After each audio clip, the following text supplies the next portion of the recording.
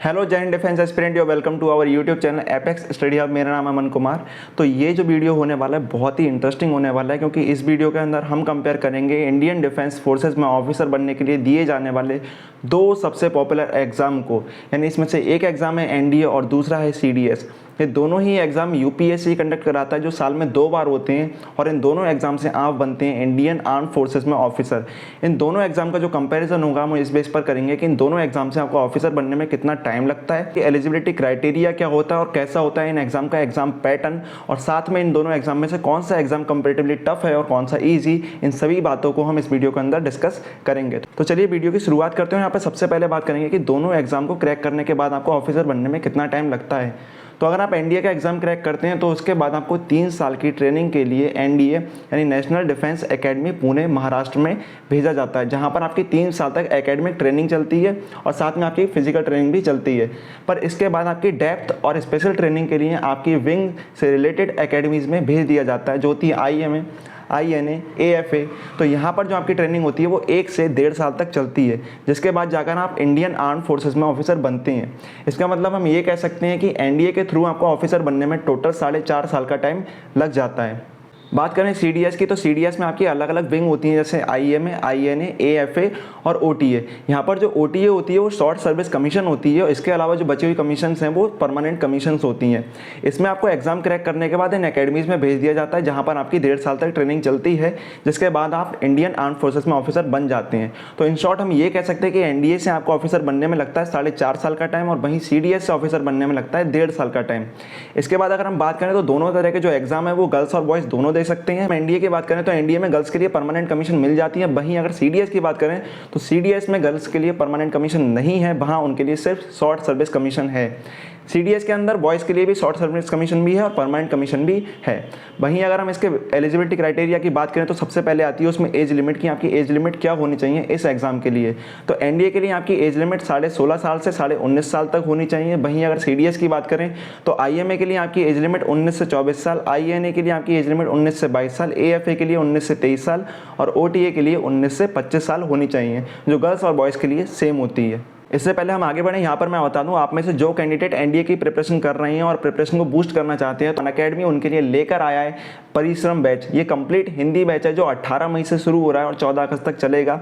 इस बैच के अंदर आपको मिलेगा कंप्लीट कोर्स, इसको सब्सक्रिप्शन ले सकते हैं आप लोग। और यहाँ पर अगर हम बात करें तो आपको मिलेंगे DPPs, मॉक टेस्ट मिलेंगे, आपको लाइव क्लासेस मिलेंगे, डाउट सॉल्विंग सेशन मिलेंगे।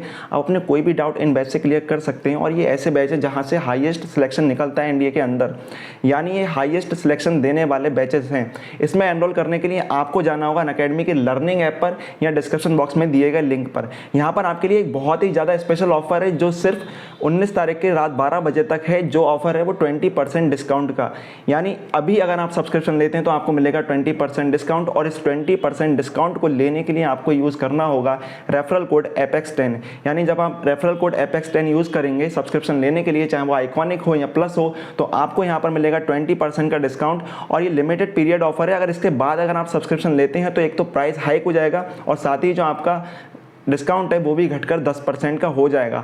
तो अगर आप सब्सक्रिप्शन लेना चाहते हैं तो जल्दी से जल्दी ले लें, ताकि आपको डिस्काउंट भी मिल जाए। इसके बाद प्राइस हाइक होने वाला है।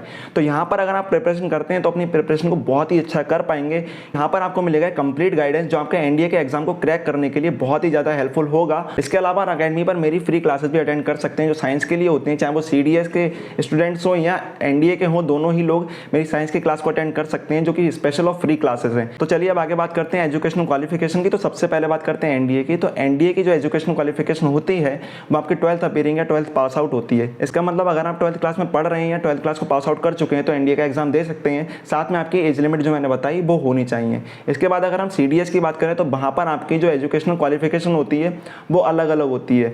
आईएमए और ओटीए के लिए आप किसी भी स्ट्रीम से ग्रेजुएट होने चाहिए। इसका मतलब अगर हम बात करें तो एनडीए का जो एग्जाम होता है वो आपको 12th पास आउट के लिए होता है, और ये एग्जाम जो होता है इसमें मिनिमम क्वालिफिकेशन ग्रेजुएशन होती है। तो आईएमए और ओटीए के लिए आपकी कोई भी ग्रेजुएशन की स्ट्रीम चलती है।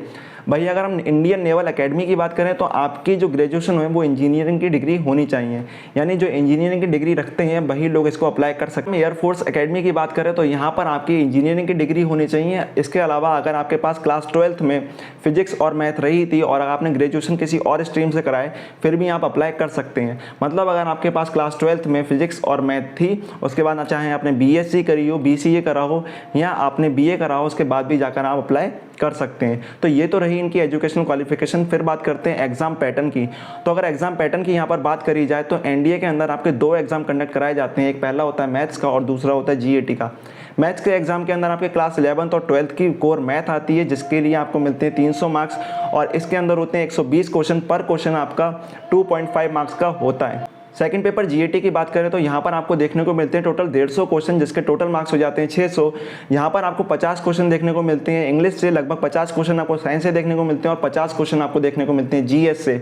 तो इस तरह से आपके जो 150 क्वेश्चन होते हैं उनके लिए आपको मिलते हैं टोटल 600 मार्क्स, यानी पर क्वेश्चन आपका 4 मार्क्स का होता है। इस तरीके से एनडीए का जो टोटल एग्जाम के मार्क्स हो जाते हैं वो होते हैं 900। वहीं अगर हम सीडीएस के एग्जाम की बात करें तो सीडीएस के एग्जाम में आपके 3 पेपर कंडक्ट कराए जाते हैं। पहला होता है एलिमेंट्री मैथ्स का, दूसरा आपका जीएस का होता है और एक इंग्लिश का होता है। 100 मार्क्स के होते हैं, यानी टोटल सीडीएस का एग्जाम आपका 300 मार्क्स का हो जाता है। एलिमेंट्री मैथ के अंदर आपके आते हैं 100 क्वेश्चन, यानी पर क्वेश्चन 1 मार्क का होता है।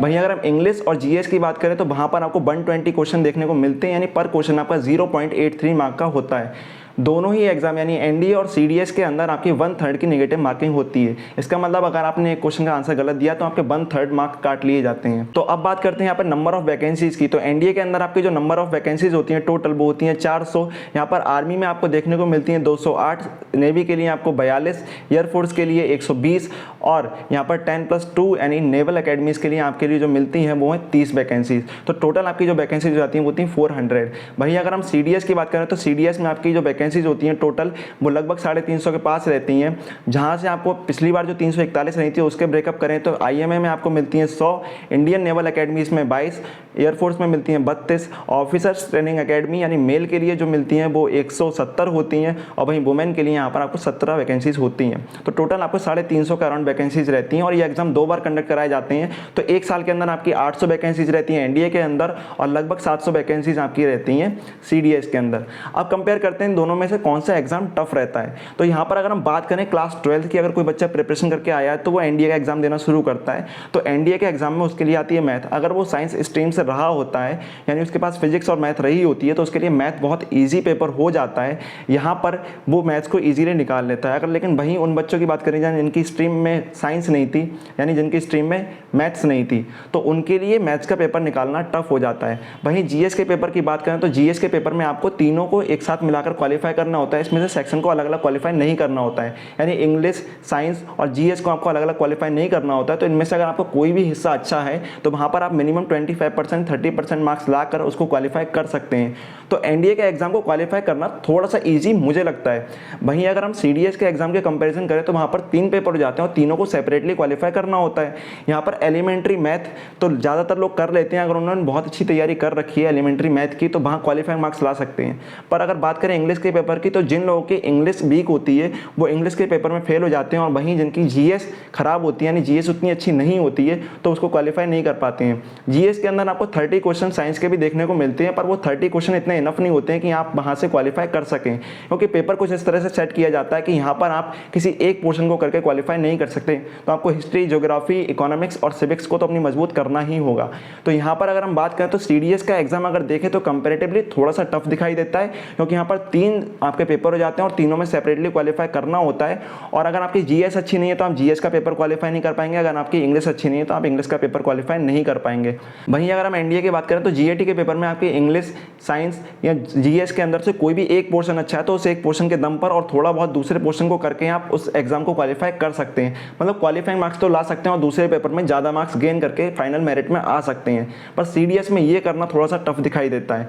पर दोनों ही एग्जाम अपनी अपनी जगह पर बिल्कुल सही है और सही तरीके से कराए जाते हैं। लेकिन यहाँ पर आपको एक चीज़ ध्यान रखनी है कि जो स्टूडेंट के पास मैथ्स नहीं होती उनके लिए एनडीए बहुत ही ज़्यादा टफ होता है, लेकिन जिनके पास मैथ्स नहीं है उनके लिए CDS ईजी रहता है। आप में से वो लोग जो एनडीए का एग्जाम देने चाहते हैं तो वो एनडीए का एग्जाम देने के बाद में CDS के लिए भी एलिजिबल होते हैं।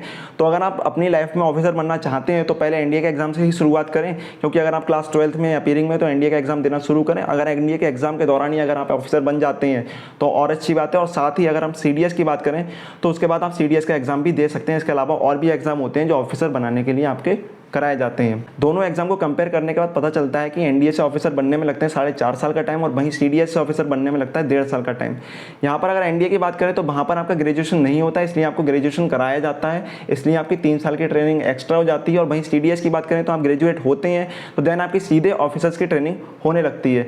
यानी अगर इफेक्टिव टाइम देखें तो आपको दोनों ही तरह से आपको वही टाइम लगता है, क्योंकि अगर आप CDS की प्रिपरेशन करना चाहते हो तो ग्रेजुएशन आपको अपने आप से करना होगा, देन आप उसके लिए अप्लाई करेंगे। और अगर एनडीए की प्रिपरेशन करना चाहते हो तो आप 12th के बाद करेंगे और ग्रेजुएशन वहीं पर आपको कराया जाएगा। दोनों एग्जाम का कंपैरिजन आपको कैसा लगा उसके बारे में कमेंट बॉक्स में जरूर बताएं। और आपको कौन सा एग्जाम इजी या टफ लगता है अगर आपने इसमें से दिया है और आप किसकी प्रिपरेशन करना चाहते हैं वो भी कमेंट बॉक्स में जरूर बताएं। मिलेंगे अगली वीडियो में इसी तरह की जानकारी के साथ, तब तक चैनल से जुड़े रहें। नए हैं तो सब्सक्राइब करें और अगर वीडियो अच्छी लगी हो तो इसको लाइक जरूर करें।